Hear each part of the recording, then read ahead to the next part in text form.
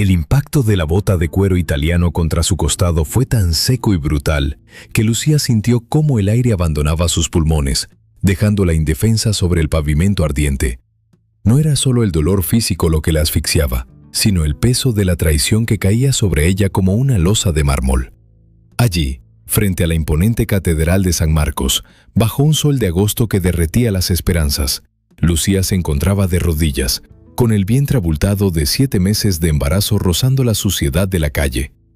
«Lárgate de aquí, basura», rugió Adrián, su voz distorsionada por una rabia que Lucía no reconocía.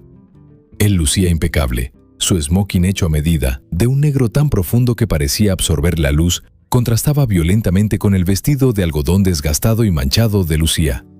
Adrián, el hombre por el que ella había sacrificado cada gramo de su juventud, el hombre cuyos estudios de arquitectura ella había pagado trabajando turnos dobles en las cocinas más calurosas de la ciudad, ahora la miraba con un asco que helaba la sangre. A su lado, aferrada a su brazo como una joya costosa, estaba Valeria, la hija del magnate inmobiliario más poderoso de la región. Valeria observaba la escena con una sonrisa ladeada, ajustándose sus guantes de seda blanca, disfrutando del espectáculo de la degradación de Lucía. «Adrián, por favor», sollozó Lucía, extendiendo una mano temblorosa que solo encontró el vacío. «Me juraste que este hijo era tu bendición. Me prometiste que después de tu graduación construiríamos nuestro hogar. He vendido hasta el anillo de mi madre para que pudieras terminar ese proyecto». Adrián soltó una carcajada seca y cruel, se metió la mano en el bolsillo y sacó un fajo de billetes, arrojándolos sobre el rostro de Lucía. El papel moneda voló como hojas muertas en otoño, ensuciándose con el polvo del suelo. «Ese hijo es el mayor error de mi vida, Lucía. Fue un desliz de una noche con una mujer que huele a aceite frito y desesperación. ¿Realmente pensaste que alguien como yo, con un futuro brillante, se quedaría atado a una simple cocinera de bar?» Adrián se inclinó, su rostro a centímetros del de ella, y siseó. «Toma ese dinero y vete a una clínica. Deshazte de esa carga. No quiero que mi nombre se ensucie con bastardos de clase baja». En ese momento, Valeria soltó una risita cristalina y con un movimiento rápido pateó una pequeña caja de madera que Lucía protegía contra su pecho. La caja se abrió al chocar contra el bordillo, revelando un par de zapatitos tejidos a mano, de lana blanca, delicados y puros. Valeria pisó uno de ellos con su tacón de aguja, hundiéndolo en el barro de la alcantarilla. «Ups, qué descuido», dijo Valeria con falsa inocencia. Aunque, sinceramente, esa lana barata me daba alergia de solo verla. Si crees que el karma debe golpear a Adrián y Valeria con toda su fuerza, suscríbete ahora y dale like a este video para que la justicia no tarde en llegar. Tu apoyo nos ayuda a contar estas historias de superación. Lucía, con las rodillas sangrando y el alma hecha jirones, no recogió el dinero. Con una dignidad que emanaba de lo más profundo de su ser, se arrastró para rescatar el zapatito manchado. Lo apretó contra su corazón, sintiendo una patada vigorosa de su bebé dentro del vientre. En ese instante, algo se rompió para siempre, pero algo más fuerte nació. El amor ciego se evaporó, dejando en su lugar una determinación de acero. «La vida es un restaurante donde nadie se va sin pagar, Adrián», dijo Lucía, su voz ahora extrañamente tranquila, desprovista de lágrimas. «Hoy crees que estás comprando tu éxito con la sangre de tu hijo, pero la cuenta te llegará. Y cuando llegue, no habrá suficiente oro en el mundo para que puedas cubrirla». Adrián la ignoró, dándose la vuelta para entrar en la catedral, donde los violines empezaban a sonar, anunciando su boda con la heredera. Él pensaba que ese era el final de un capítulo molesto. No sabía que era el prólogo de su propia ruina. 5 años antes de la tormenta. El olor a sacrificio. Lucía y Adrián vivían en un mundo de promesas y escasez. Su hogar era un cuarto minúsculo en el barrio de las Tres Cruces, donde el techo goteaba cuando llovía y el frío se colaba por las ventanas mal ajustadas. Pero a Lucía no le importaba. Ella amaba a Adrián con esa fe ciega que solo tienen las almas puras. Ella era el motor silencioso de sus ambiciones. Trabajaba en La Parilla de Oro, un restaurante de paso donde el calor de las hornillas le quemaba los antebrazos y el humo le irritaba los ojos. Entraba cuando el cielo aún estaba gris por la madrugada y salía cuando la luna ya reinaba. Sus manos, antes suaves, se llenaron de cicatrices de quemaduras y cortes. Cada centavo de su salario, cada propina que lograba ahorrar, sonriendo a clientes maleducados, iba destinado a los libros de texto de Adrián, a sus maquetas costosas y a las matrículas de la universidad privada a la que él insistía en ir para hacer contactos. «Todo valdrá la pena, amor mío», le decía Adrián por las noches mientras ella le aplicaba ungüentos en las manos cansadas.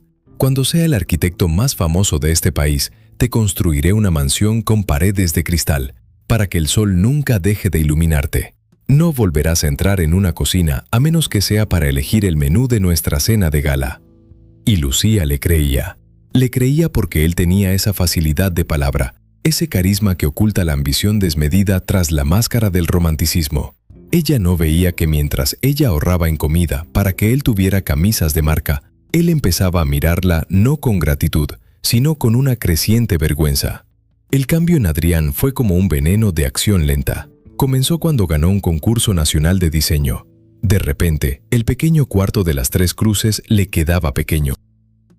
Empezó a criticar la ropa de Lucía, su forma de hablar, el hecho de que ella siempre oliera a cebolla y especias al llegar del trabajo. «Lucía, por Dios, ¿no puedes bañarte antes de sentarte conmigo a estudiar?», le soltó una noche con desdén. «Ese olor a grasa se me pega en el cerebro y no puedo concentrarme en las estructuras. A veces parece que te gusta ser una sirvienta». Lucía bajó la mirada, ocultando sus manos agrietadas bajo la mesa. «Lo siento, Adrián, había mucho trabajo hoy. Pero mira, traje tu pastel favorito con las propinas de hoy». «No quiero pastel, Lucía. Quiero una mujer que pueda estar a mi altura en las recepciones de la universidad», gritó él, apartando el postre con tal fuerza que el plato se estrelló contra el suelo. Esa fue la primera señal, la primera grieta en el pedestal donde ella lo tenía. Pero Lucía, en su infinita bondad, decidió perdonarlo. «Es el estrés», se decía a sí misma. «Es la presión de los exámenes». No quería ver que estaba regando una planta de plástico esperando que diera frutos reales. Si alguna vez has sacrificado todo por alguien que no te valoró, deja un comentario con la palabra fuerza. Queremos leer tu historia y apoyarnos mutuamente. Mientras tanto, en las altas esferas de la facultad, Valeria ya había puesto sus ojos en Adrián. Ella no buscaba amor, buscaba un hombre ambicioso que pudiera manejar los negocios de su padre mientras ella gastaba la fortuna familiar. Adrián vio en Valeria no una compañera, sino un ascensor hacia la cima. Empezó a llevar una doble vida.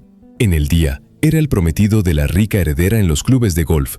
En la noche, regresaba al cuarto humilde donde Lucía le tenía la cena caliente y la cama lista. La traición alcanzó su punto máximo cuando Lucía descubrió que estaba embarazada. Con el corazón latiendo lleno de esperanza, preparó la noticia con la ilusión de quien cree que un hijo es el sello final de un compromiso. Pero cuando se lo dijo a Adrián, él no la abrazó. Se puso pálido, no de emoción, sino de terror absoluto. «¿Estás loca? Esto arruina todo», exclamó él, caminando como un animal enjaulado. «Valeria y yo, es decir, en el estudio están a punto de darme el contrato de mi vida. No puedo aparecer con un bastardo y una mujer que limpia mesas. Entiéndelo, Lucía, sé razonable». Fue en ese momento cuando la manipulación psicológica se volvió más oscura. Adrián empezó a convencerla de que ella estaba mal de la cabeza, de que sus celos eran infundados, mientras él preparaba secretamente su boda con Valeria. Le quitó el poco dinero que ella había ahorrado para invertirlo en su futuro común, dejándola sin nada justo antes de echarla a la calle. Y así volvemos a ese mediodía frente a la catedral. Lucía, viendo cómo las puertas del templo se cerraban tras el hombre que le robó los mejores años de su vida, se puso de pie con dificultad. Se sacudió el polvo del vestido, miró el zapatito de lana sucio y luego miró hacia el cielo. «Tú lo viste todo», susurró, no a Adrián, sino a un poder superior. «Tú viste mi sacrificio y viste su maldad. Hoy no termina mi vida, hoy nace la mujer que él nunca podrá destruir». Lucía comenzó a caminar, alejándose del sonido de las campanas que celebraban una unión basada en la mentira. No sabía a dónde ir, sus bolsillos estaban vacíos, pero su corazón estaba lleno de una furia gélida y una fe inquebrantable. Mientras caminaba por las calles que antes recorría con sumisión, sintió que el mundo empezaba a moverse de manera distinta. A pocos kilómetros de allí, En una mansión rodeada de muros de piedra y secretos, un anciano millonario llamado Don Alfonso miraba por la ventana, esperando una señal que llevaba 30 años buscando. Don Alfonso, el dueño de la mayor cadena de hoteles de lujo del país, un hombre que tenía todo el dinero del mundo, pero ningún heredero a quien confiarle su imperio. Lo que Lucía no sabía, mientras cojeaba bajo el sol abrasador, era que el rosario de madera que llevaba al cuello, el único recuerdo de su madre que Adrián no pudo robarle, era la llave de un pasado que estaba a punto de colisionar con su presente. Un secreto que haría que la boda de Adrián pareciera un juego de niños comparado con la fortuna y el poder que estaban a punto de recaer sobre sus hombros. Pero antes de la gloria, Lucía tendría que pasar por el Valle de las Sombras.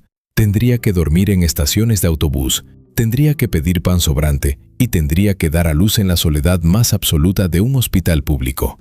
Pero cada dolor, cada contracción, cada lágrima derramada sobre el zapatito de lana sería un ladrillo en la construcción de su imperio. Quédate hasta el final de esta historia, porque el giro que dará la vida de Lucía en la segunda parte te dejará sin aliento. ¿Cómo pasará de ser una mendiga a la mujer más poderosa de la ciudad? La respuesta está en un encuentro inesperado bajo una tormenta eléctrica. Lucía se detuvo frente a un banco de piedra en un parque oscuro. El frío de la noche empezaba a calar. Se abrazó a sí misma, protegiendo a su hijo. «Julián», susurró, dándole nombre por primera vez.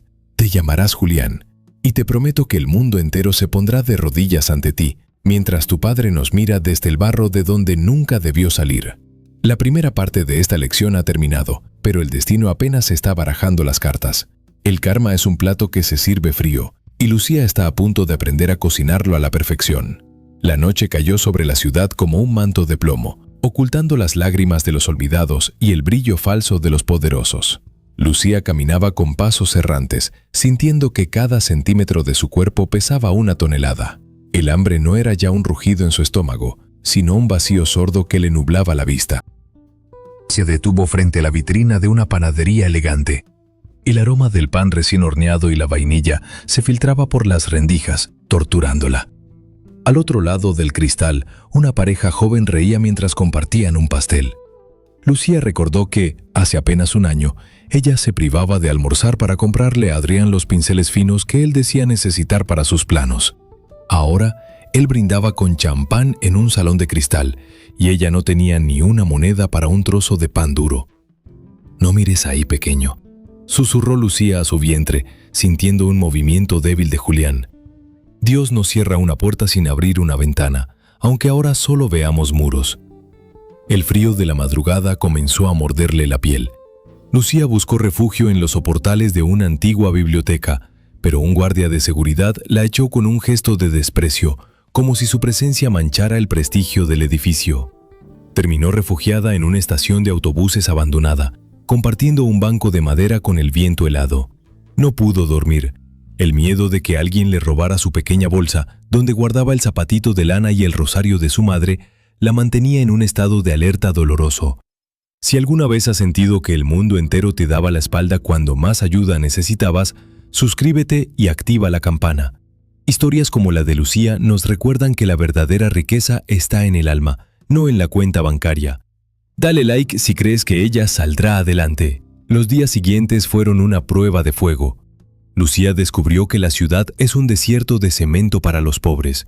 Intentó pedir trabajo en lavanderías, en puestos de mercado, incluso limpiando baños en gasolineras, pero en cuanto veía en su vientre de 7 meses, la respuesta siempre era la misma: un no rotundo cargado de prejuicios. «Es un riesgo», le dijo una mujer de rostro severo en una tintorería.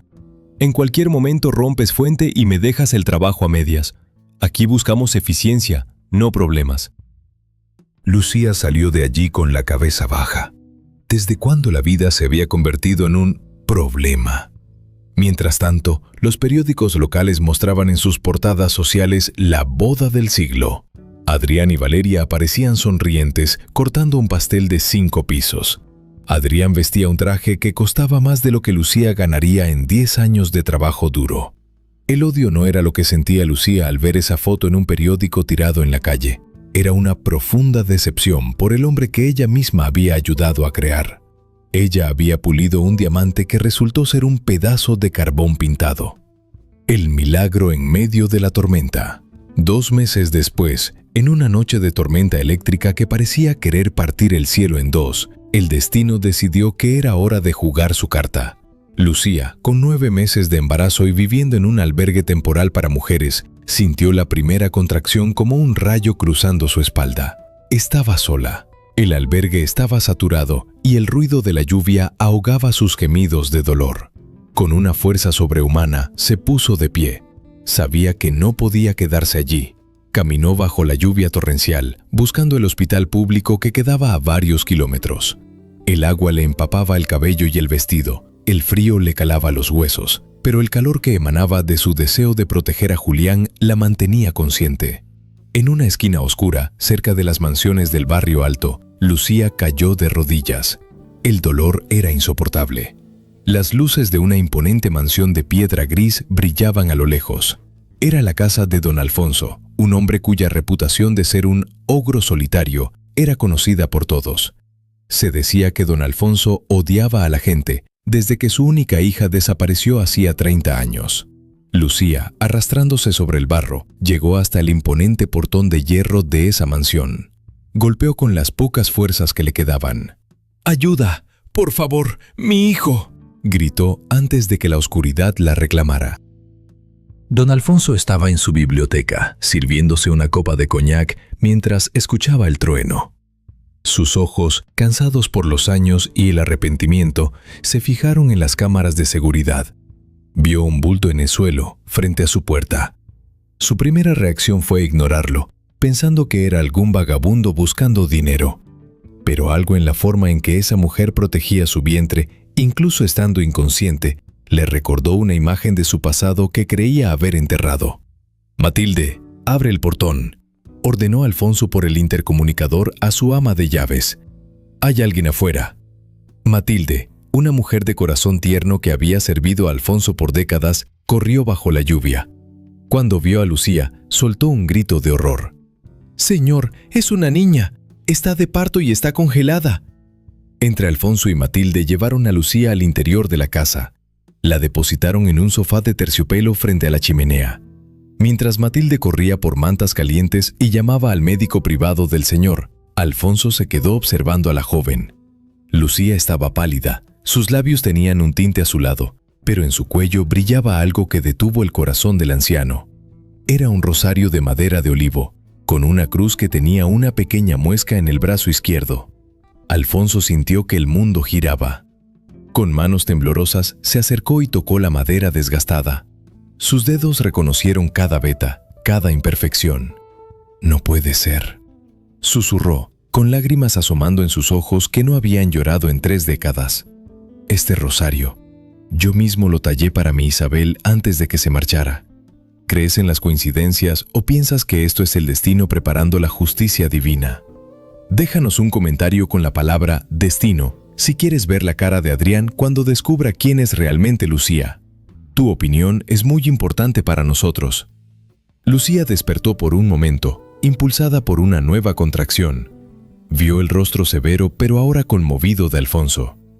«Señor», dijo ella con un hilo de voz, «por favor, salve a mi hijo. No deje que pague por los pecados de su padre». «Tranquila, hija», dijo Alfonso, tomando su mano con una ternura que ni él mismo sabía que poseía. «Estás en tu casa, no te pasará nada». Esa noche, bajo el techo de la mansión que Adrián siempre había soñado diseñar, nació Julián. Fue un parto difícil, pero el niño llegó al mundo con un llanto potente que pareció purificar el aire estancado de la casa de Alfonso. Cuando el médico terminó su labor y Lucía quedó descansando, Alfonso llamó a Matilde a su despacho. «Quiero que investigues todo sobre esta mujer», dijo él mirando el rosario que Lucía le había permitido sostener. «Si es quien creo que es, el cielo me ha dado una segunda oportunidad. Y si alguien le ha hecho daño, deseará nunca haber nacido». La transformación, de la ceniza al diamante. Los meses siguientes fueron una metamorfosis asombrosa. Alfonso no tardó en confirmar, mediante una prueba de ADN discreta, que Lucía era la hija de su amada Isabel, quien había muerto años atrás en un accidente lejos de allí, dejando a su pequeña en un orfanato con solo un rosario como herencia. Lucía no era una simple cocinera, Era la heredera legítima de la fortuna hotelera más grande del país. Pero Alfonso no quería que Lucía fuera solo una hija de papá. Él vio en ella la fuerza, la resiliencia y la inteligencia que Adrián nunca supo valorar. «Te voy a enseñar el negocio, Lucía», le dijo una mañana mientras desayunaban en el jardín. «El mundo te pisoteó porque eras vulnerable. Ahora vas a aprender a ser la que pone las reglas». Lucía se entregó al aprendizaje con una ferocidad admirable. Cambió los delantales por libros de finanzas y estrategia. Alfonso contrató a los mejores tutores. Ella aprendió idiomas, derecho comercial y, sobre todo, aprendió a manejar el poder sin perder su esencia. Mientras tanto, la vida de Adrián y Valeria empezaba a mostrar sus costuras. Valeria era una mujer caprichosa que gastaba el dinero más rápido de lo que las empresas de su padre podían generarlo. Adrián, aunque talentoso como arquitecto, era un desastre gestionando personas. Su arrogancia le hacía ganar enemigos en cada proyecto. Su suegro, el magnate inmobiliario, empezó a perder la paciencia con él. «Eres un inútil, Adrián», le gritó Valeria una noche tras una fiesta. «Mi padre te dio el puesto de director creativo solo porque te casaste conmigo, pero tus diseños son mediocres y aburridos. Si no fuera por mi apellido, estarías dibujando casitas de perro en un parque». Adrián sentía el aguijón de la humillación diaria. El karma estaba empezando a saborear su plato. Recordaba a Lucía, recordaba cómo ella lo admiraba, cómo ella hacía que él se sintiera un gigante incluso cuando no tenía nada. Ahora, rodeado de oro, se sentía el hombre más pequeño del mundo. Un día, durante una reunión de alto nivel para el megaproyecto Costa Esmeralda, el suegro de Adrián anunció una noticia bomba. «Señores, el grupo hotelero Alfonso y Asociados ha decidido invertir en nuestro proyecto, pero bajo una condición. Ellos pondrán a su propia directora ejecutiva para supervisar cada fase. Y les advierto, es una mujer implacable. La llaman la Dama del Olivo». Adrián sintió un escalofrío. Ese nombre le resultaba extrañamente familiar, pero lo descartó. Estaba demasiado ocupado tratando de salvar su propio pellejo ante las auditorías que revelaban que había estado desviando fondos para pagar sus deudas de juegos secretas. Si te está gustando cómo la vida pone a cada uno en su lugar, no olvides suscribirte. En la tercera parte, el encuentro cara a cara entre Lucía y Adrián será épico. No querrás perdértelo. Llegó el día de la presentación oficial. La sala de juntas de la empresa inmobiliaria estaba llena de fotógrafos y empresarios. Adrián se ajustó su corbata de seda, practicando su sonrisa de ganador frente al espejo. Valeria estaba a su lado, vestida con un traje de diseñador que costaba una fortuna, lista para criticar a la nueva socia. Las puertas dobles se abrieron. El silencio se apoderó de la sala. Entró un grupo de guardaespaldas y en medio de ellos una mujer que irradiaba una autoridad casi real. Vestía un traje sastre de color marfil. Su cabello estaba recogido en un moño elegante y en su cuello, de manera sutil pero visible sobre la seda, colgaba un rosario de madera de olivo. Adrián sintió que las piernas se le convertían en gelatina. El aire se volvió pesado. No podía ser. Esa mujer era elegante, segura, hermosa de una manera que le quitaba el aliento. Pero esos ojos color miel, eran los mismos que él había visto llorar en el barro frente a la catedral. «Buenos días a todos», dijo ella, y su voz era como música fría y precisa. «Mi nombre es Lucía de la Cruz Alfonso. Soy la presidenta ejecutiva de Alfonso y Asociados. Y antes de empezar, quiero dejar algo claro. En mis proyectos no acepto mentiras, no acepto mediocres y, sobre todo, no acepto traidores». Lucía fijó su mirada directamente en Adrián. Él intentó sostenerle la vista, pero la culpa y el terror lo obligaron a bajar la cabeza. Valeria, a su lado, estaba pálida de rabia y confusión. «¿Lucía?», susurró Adrián, tan bajo que solo ella pudo oírlo. Ella caminó hacia la cabecera de la mesa, se sentó con la elegancia de una reina y abrió su carpeta de cuero. «Señor arquitecto», dijo ella con una sonrisa gélida que no llegaba a sus ojos. «Espero que su propuesta esté a la altura de mi inversión, porque si encuentro una sola grieta en su estructura, lo destruiré tan rápido que no tendrá tiempo ni de recoger sus lápices». La reunión comenzó, pero para Adrián fue un descenso al infierno. Lucía desmanteló cada uno de sus argumentos técnicos con una precisión quirúrgica. Lo humilló profesionalmente frente a su suegro y sus socios, demostrando que ella sabía más de arquitectura y gestión que él. Al finalizar la reunión, cuando todos salían, Lucía le hizo una señal a Adrián para que se quedara. Valeria intentó protestar, pero un guardaespaldas le bloqueó el paso discretamente. «¿Cómo lo hiciste?», preguntó Adrián, acercándose a la mesa con voz temblorosa. «¿Cómo pasaste de aquello a esto?». Lucía se levantó lentamente. Sacó del bolsillo de su chaqueta un pequeño objeto y lo puso sobre la mesa. Era el zapatito de lana blanca, ahora limpio y restaurado, pero con la marca indeleble del barro que él y Valeria habían provocado. «Tú me diste la fuerza, Adrián», dijo ella, acercándose a él hasta que pudo oler su miedo. «Cada vez que sentía que no podía más, recordaba tu bota golpeando mi costado. Recordaba a Valeria pisando el sueño de mi hijo. Me hiciste un favor al echarme a la calle. Me quitaste la venda de los ojos y me obligaste a ver que yo era mucho más que la sombra de un cobarde como tú. Lucía, yo estaba confundido. Podemos hablar, yo puedo ayudarte con el niño», balbuceó él, intentando tocarle la mano. Ella retiró la mano con asco, como si hubiera tocado a un insecto venenoso. «Mi hijo no tiene padre, Adrián. El hombre que puso la semilla murió el día que prefirió un contrato a una vida. Julián tiene un abuelo que lo adora y una madre que posee medio país. Tú, en cambio, solo tienes una montaña de deudas y una esposa que te odia». Lucía se dio la vuelta para salir, pero se detuvo en la puerta. «Ah, por cierto, Adrián, he comprado la deuda de tu suegro. A partir de mañana, yo soy tu jefa directa en todos los sentidos. Prepárate, porque voy a hacer que cada centavo que me robaste, cada lágrima que me hiciste derramar, la pagues con intereses que tu alma no podrá cubrir». Lucía salió de la sala con la cabeza en alto, dejando a Adrián solo en medio de la opulencia que ahora sentía como una celda. Pero lo que Adrián no sabía era que esto era solo el comienzo.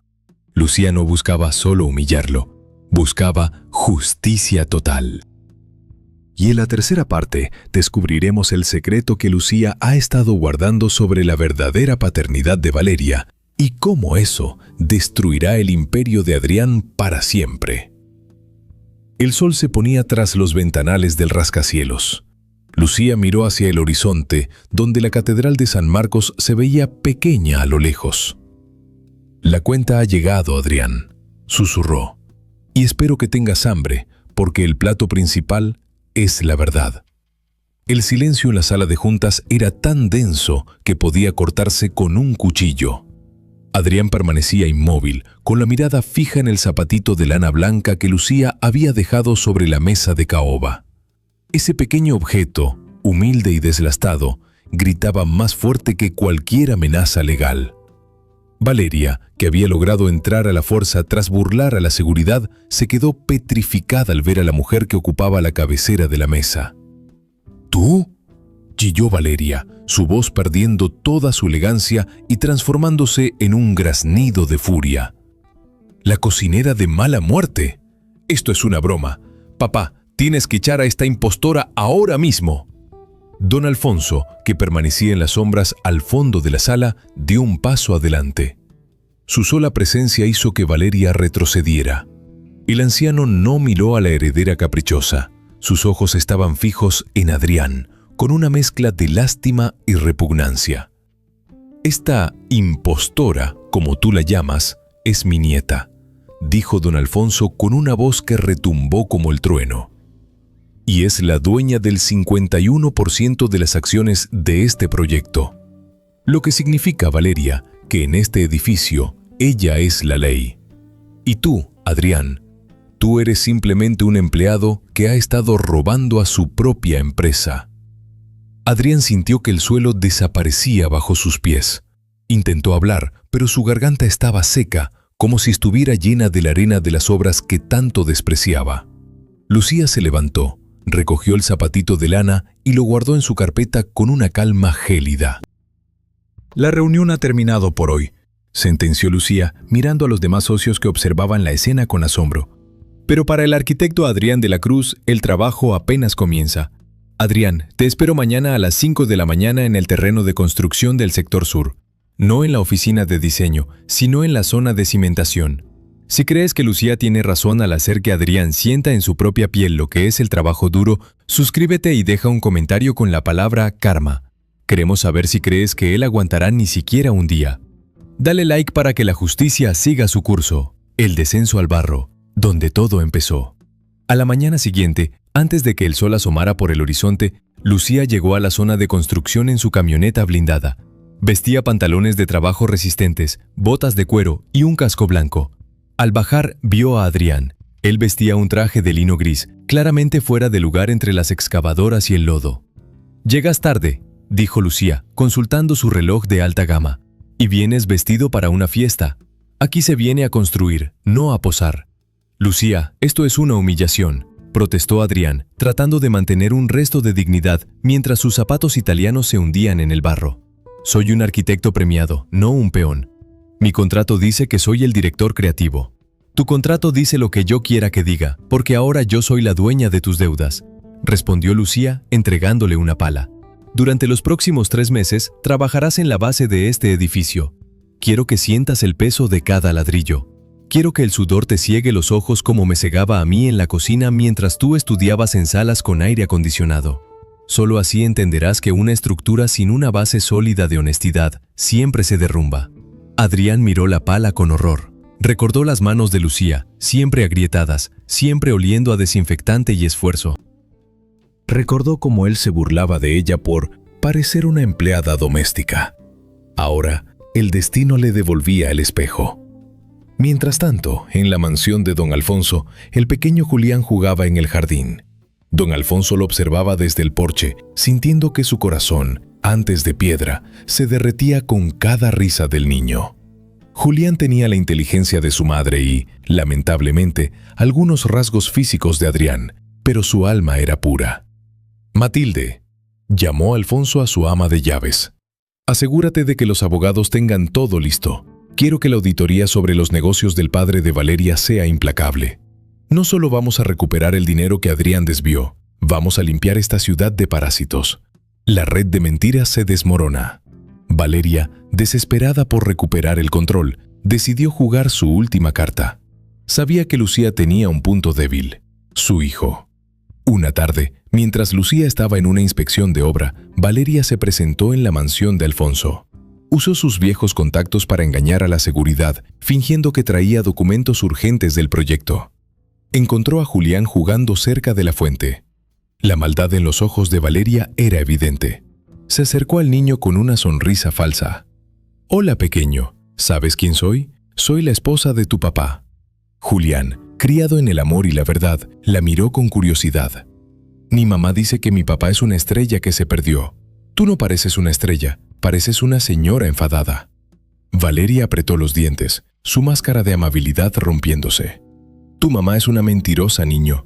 Tu papá está conmigo porque ella no era lo suficientemente buena para él.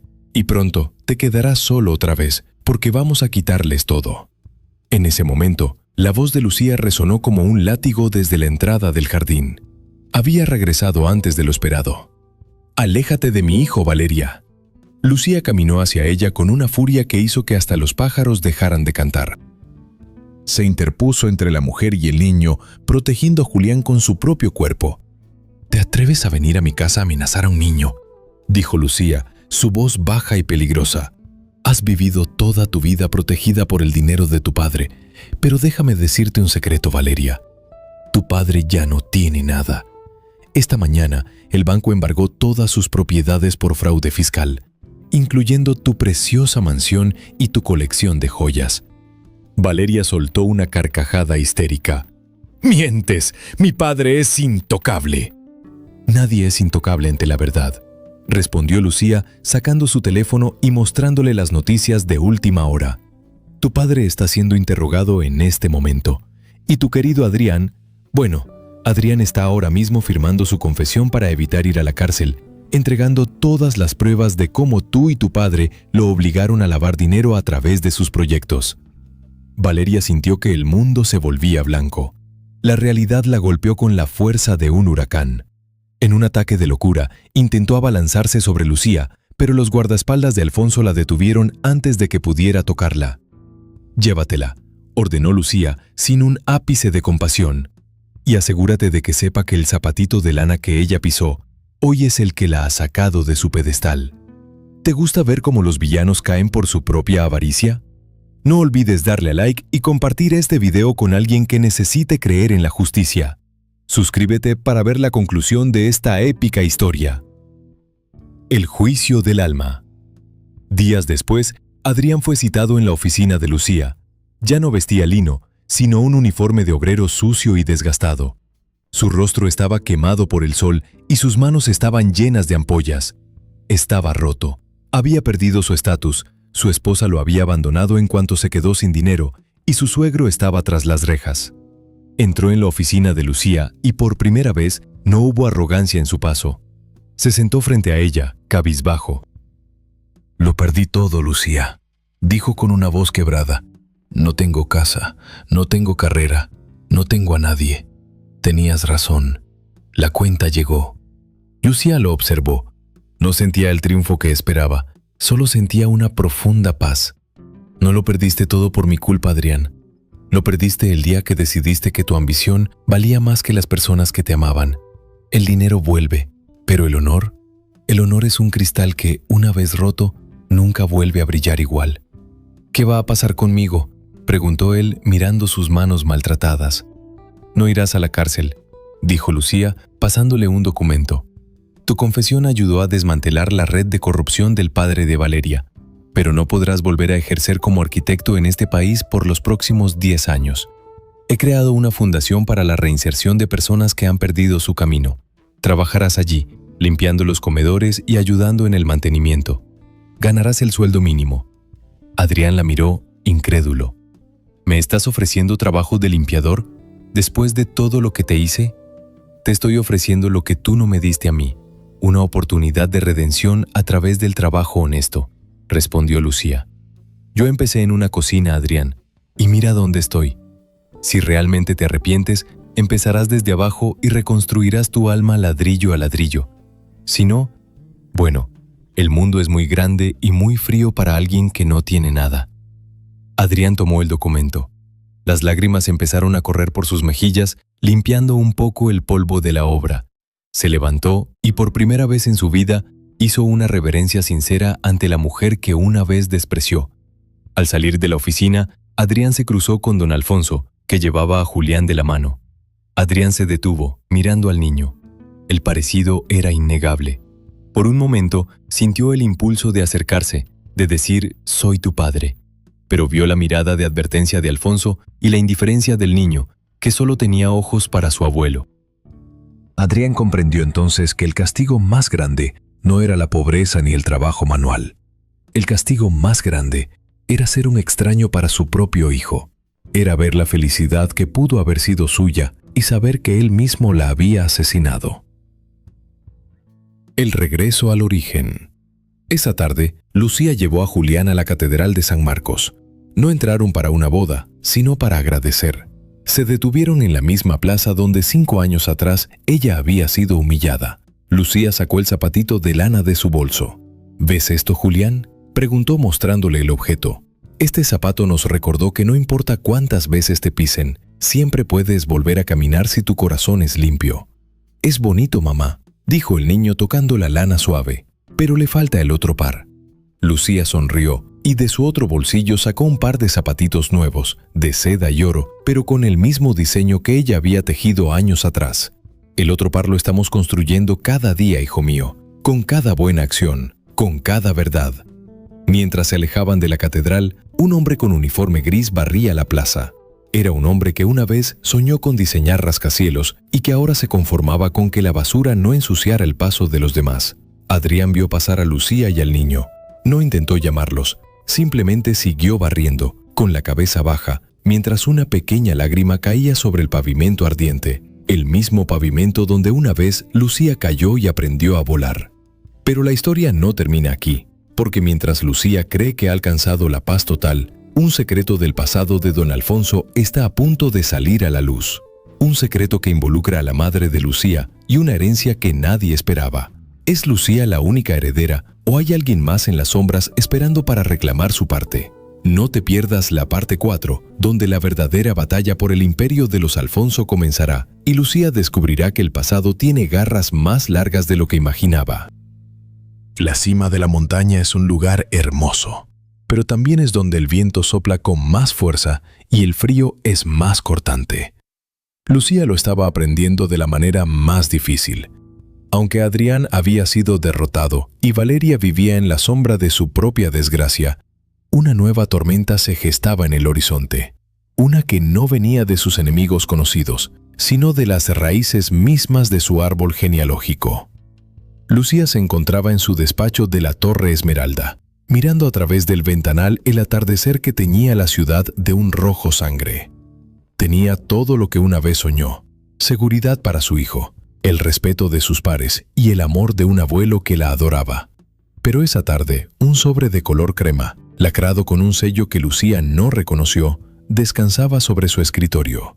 Contenía una sola frase: la sangre no solo fluye hacia adelante, también reclama lo que quedó atrás. «Abuelo, ¿qué significa esto?», preguntó Lucía esa noche en la cena, entregándole la nota a don Alfonso. El rostro de Alfonso, que había recuperado el color en los últimos meses, se tornó gris ceniza al instante. Sus manos, antes firmes, temblaron al soltar los cubiertos, que chocaron contra el plato de porcelana con un sonido metálico que pareció una campana de duelo. «Hay secretos que se guardan no por maldad, sino por miedo, Lucía», susurró el anciano sin mirarla. «Pensé que el tiempo los había enterrado, pero el pasado es un cobrador que nunca olvida una deuda. Si crees que los secretos de familia siempre terminan saliendo a la luz tarde o temprano, dale like a este video y suscríbete. Tu apoyo nos permite seguir revelando la verdad detrás de esta increíble historia. Activa la campana para no perderte el gran final. El regreso del heredero olvidado».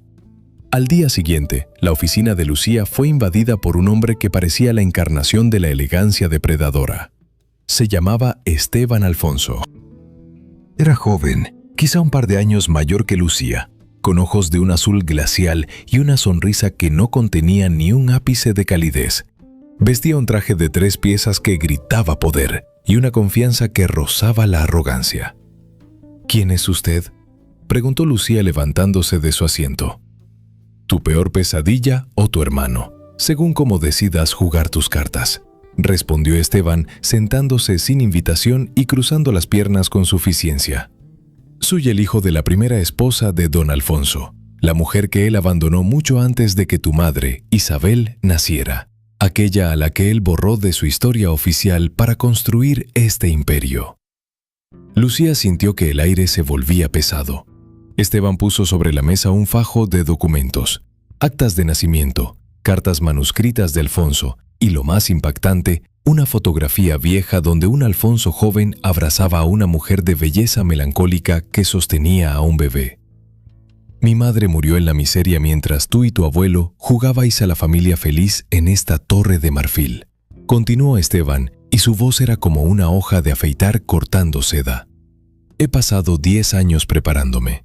He comprado el 30% de las acciones de este grupo a los socios que tú humillaste el mes pasado. Vengo a reclamar lo que es mío por derecho de primogenitura». Esteban no era un mediocre como Adrián ni una caprichosa como Valeria. Era un tiburón que conocía las leyes y los negocios mejor que nadie. Había esperado el momento exacto en que la familia parecía más unida para asestar el golpe mortal.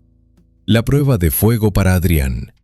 Mientras Lucía luchaba contra la invasión de Esteban en la junta directiva, en los sótanos de la Fundación Esperanza, Adrián seguía con su labor de limpieza. Su vida era una rutina de silencio y reflexión. Ya no usaba perfume caro, ahora olía a jabón de pino y sudor honesto. Sus manos ya no sostenían planos, sino fregonas y baldes. Una tarde, mientras Adrián limpiaba el pasillo principal, Esteban se le acercó. El villano sabía que Adrián conocía todos los secretos de Lucía y buscaba un aliado interno para destruirla desde dentro. «Vaya, vaya, el gran arquitecto de la ciudad reducido a conserje», dijo Esteban arrojando un billete de $100 al suelo frente a la fregona de Adrián. «Recógelo. Sé quién eres, Adrián, y sé lo que Lucía te hizo. Te humilló, te quitó tu carrera, te alejó de tu hijo. Yo puedo devolvértelo todo. Adrián se detuvo, miró el billete y luego miró a Esteban. Hace un año, Adrián se habría arrodillado por ese dinero y por la promesa de venganza. Pero en el silencio de sus noches solitarias, Adrián había empezado a entender el valor de la dignidad. Había visto a las madres solteras de la fundación luchar por sus hijos y había visto a Lucía trabajar hasta la madrugada no para acumular oro, sino para salvar vidas. Lucía no me hizo nada que yo no mereciera, respondió Adrián, y su voz, aunque cansada, tenía una firmeza que nunca antes había poseído. Ella me dio una oportunidad de ser un hombre de verdad. Usted, en cambio, solo ofrece cadenas de oro. Quédese con su dinero. Aquí limpiamos basura, pero no aceptamos basura humana. ¿Crees que Adrián ha cambiado de verdad o está fingiendo para recuperar la confianza de Lucía? Déjanos un comentario con la palabra cambio si crees en su redención o traición si piensas que volverá a fallar. Queremos leerte. Esteban se fue furioso, pero la batalla apenas comenzaba. Usando sus influencias, logró congelar las cuentas de la fundación y del Grupo Alfonso, alegando irregularidades en la herencia. En una semana, la construcción del proyecto Costa Esmeralda se detuvo. Miles de obreros se quedaron sin trabajo y las madres de la fundación empezaron a temer por su refugio. El sacrificio de don Alfonso. Don Alfonso, viendo cómo su imperio y la felicidad de su nieta se desmoronaban por sus pecados del pasado, tomó una decisión drástica. Citó a Esteban y a Lucía en la biblioteca de la mansión, el mismo lugar donde meses atrás Lucía había sido reconocida. No voy a permitir que destruyas lo que Lucía ha construido con amor solo por un rencor que me pertenece a mí, Esteban, dijo Alfonso, que parecía haber envejecido 10 años en una semana.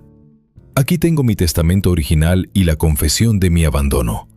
Voy a entregar mi parte del imperio a cambio de que dejes en paz a Lucía y a la fundación.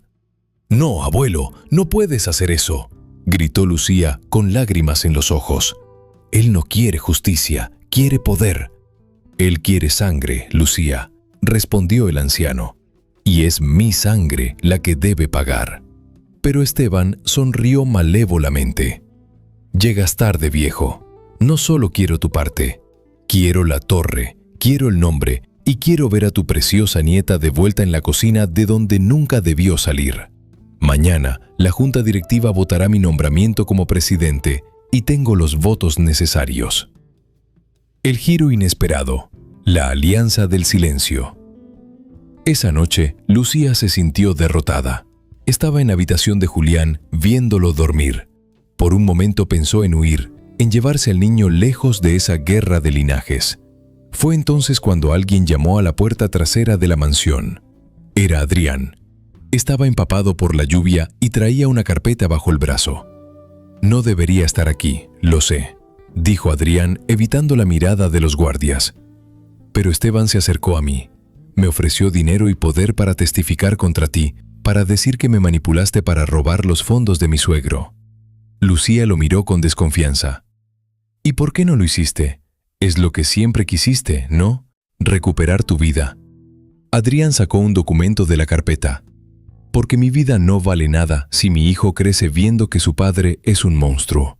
Esteban ha estado lavando dinero de mafias extranjeras para comprar esas acciones. Aquí están las pruebas. Las encontré en unos archivos que él me pidió desaparecer en la fundación, pensando que yo era un idiota resentido. Lucía tomó los documentos. Era la llave. Esteban no era el salvador de la familia. Era un criminal que buscaba un refugio legal para su dinero sucio. ¿Por qué me ayudas, Adrián?, preguntó Lucía, suavizando el tono. Porque el zapatito de lana que me mostraste aquel día, dijo él, con una lágrima corriendo por su mejilla. Ese zapatito me salvó a mí también. Me recordó que la vida no se trata de quién diseña el edificio más alto, sino de quien tiene los cimientos más limpios. Úsalos mañana en la junta. Gana por Gabriel. Si te emociona ver a Adrián haciendo lo correcto por primera vez en su vida, suscríbete y comparte este video. La verdad está a punto de salir a la luz y será gloriosa. La batalla final en la Torre Esmeralda. Al día siguiente, la sala de juntas estaba a rebosar. Esteban estaba sentado en el lugar de Lucía, saboreando su victoria por adelantado. Los socios, temerosos de perder su dinero, estaban listos para votar a su favor. Es hora de la votación. dijo Esteban con suficiencia. «Lucía, puedes empezar a recoger tus cosas». Lucía entró en la sala, pero no venía sola. Don Alfonso la acompañaba y detrás de ellos caminaba Adrián, todavía vestido con su uniforme de mantenimiento. El contraste entre los trajes de seda de los socios y el uniforme gris de Adrián era una bofetada de realidad. «Antes de votar», dijo Lucía, arrojando los documentos de Adrián sobre la mesa central, «creo que los socios deberían saber de dónde viene el dinero con el que el señor Esteban Alfonso ha comprado sus voluntades. Lavado de activos, cuentas en paraísos fiscales y vínculos con el cártel del Este». El silencio que siguió fue absoluto. Esteban se puso pálido, pero intentó reírse. «Esos son mentiras, pruebas fabricadas por un limpiador resentido y una cocinera ambiciosa». «No son mentiras, Esteban», intervino don Alfonso, recuperando su voz de mando. «He pasado la noche cotejando estos datos con mis propios contactos en el ministerio. La policía está en camino. Has intentado usar mi pasado para destruir mi presente, pero olvidaste que el pasado también tiene justicia». En ese momento, las puertas de la sala se abrieron y agentes de la Unidad de Delitos Financieros entraron. Esteban intentó escapar por la puerta lateral, pero se encontró de frente con Adrián, quien le bloqueó el paso con la misma firmeza con la que antes sostenía su pala de obrero. «La basura se saca por la puerta principal, señor Esteban», dijo Adrián mirándolo a los ojos. Mientras Esteban era esposado y sacado de la torre ante las cámaras de los periodistas, Lucía se dejó caer en su silla. La batalla había terminado, pero el precio había sido alto. Don Alfonso se acercó a ella y le puso una mano en el hombro. «Lo logramos, nieta. La sangre se ha limpiado». Lucía miró a Adrián, que se disponía a regresar a sus labores en la fundación. «Adrián», lo llamó ella frente a todos los socios. «Mañana, deja el uniforme de limpieza. La fundación necesita un director de infraestructura que sepa lo que significa construir desde el barro. El puesto es tuyo, si estás dispuesto a seguir aprendiendo». Adrián asintió, sin palabras, y por primera vez en 5 años hubo una chispa de paz verdadera en su mirada. Pero la vida, como siempre, tiene un último as en la manga. Mientras Lucía celebraba la victoria, una llamada de la clínica donde Valeria estaba internada cambió todo. Valeria había tenido una complicación y antes de desmayarse había revelado un secreto que cambiaría la identidad de Julián para siempre. ¿Es realmente Adrián el padre biológico de Julián o hubo alguien más en las sombras de aquella noche de desesperación de hace 5 años? Prepárate para la parte 5, el gran final de esta saga de amor, traición y redención, donde la verdad definitiva saldrá a la luz y Lucía tendrá que tomar la decisión más difícil de su vida. No te lo puedes perder. El aire en la habitación de la clínica privada olía a antiséptico y a finales inevitables. Lucía caminaba por el pasillo, sus tacones resonando contra el suelo pulido con un eco que parecía contar los segundos que le quedaban a la paz que tanto le había costado construir. Valeria, la mujer que una vez tuvo el mundo a sus pies y que intentó pisotear el alma de Lucía, yacía en una cama rodeada de máquinas que pitaban rítmicamente, recordándole que la belleza y el dinero no pueden comprar un segundo más de vida cuando el cuerpo se rinde. Lucía entró en la habitación. Valeria, pálida y con los ojos hundidos, giró la cabeza con dificultad. Una sonrisa amarga, casi espectral, se dibujó en sus labios resecos. «Viniste», susurró Valeria. Su voz era un siseo débil. «Siempre tan perfecta, tan llena de luz. Incluso ahora, vienes a ver cómo se apaga tu enemiga». «No vine por odio, Valeria. Vine porque dijiste que tenías algo que decir sobre Julián», respondió Lucía, manteniéndose a una distancia prudente, con las manos entrelazadas sobre su bolso de piel. Valeria soltó una risa seca que terminó en una tos dolorosa. «Adrián, ese idiota siempre pensó que era el dueño del destino, pero fue mi títere. ¿Sabes por qué te odió tanto aquel día frente a la catedral? ¿Por qué fue tan cruel contigo cuando le dijiste que estabas embarazada?» Lucía sintió que el corazón se le detenía. Él dijo que era un estorbo para su carrera, que yo era una trampa. «Eso es lo que él quería creer», dijo Valeria, clavando su mirada vidriosa en la de Lucía. «Pero la verdad es que yo le mostré un análisis de sangre falso. Le hice creer que ese niño no era suyo. Le convencí de que tú te habías acostado con un cliente del bar para atraparlo a él, al brillante arquitecto. Le di la excusa perfecta para ser el monstruo que ya llevaba dentro». Lucía retrocedió, sintiendo que el suelo temblaba. No merezco ni siquiera respirar el mismo aire que Gabriel. Julián, lo corrigió ella con firmeza. Se llama Julián. Y tienes razón, no mereces su amor. Pero la vida, en su extraña justicia, te ha dado una oportunidad. Valeria ha muerto hace 5 minutos. Y con ella muere el último rastro de tu antigua vida. Ahora solo quedas tú, tus manos y lo que decidas hacer con el resto de tus días. ¿Crees que un hombre puede redimirse totalmente después de haber cometido un error tan atroz? ¿O hay cosas que el perdón de Dios puede limpiar, pero el del hombre no? Deja un comentario con la palabra perdón o justicia. Tu opinión es el motor de esta comunidad. El círculo se cierra. Pasaron 6 meses. La ciudad de San Isidro vivía un día de fiesta. Se inauguraba el Centro de Esperanza Alfonso, un complejo para niños huérfanos y madres solteras construido con los más altos estándares de calidad. Lucía, vestida con un traje de seda azul cielo que recordaba al color del zapatito de lana, caminaba junto a don Alfonso, quien ahora usaba una silla de ruedas pero mantenía la mirada más brillante que nunca. Julián, de 5 años, corría por los pasillos recién pintados, riendo con otros niños. En el patio central se erigía una estatua de bronce de una mujer tejiendo, una oda a la resiliencia de los que empiezan desde abajo. Al fondo, cerca de los jardines que él mismo había diseñado y plantado, estaba Adrián. Ya no era el arquitecto arrogante de smoking, sino un hombre de mirada serena que dirigía el mantenimiento de la fundación.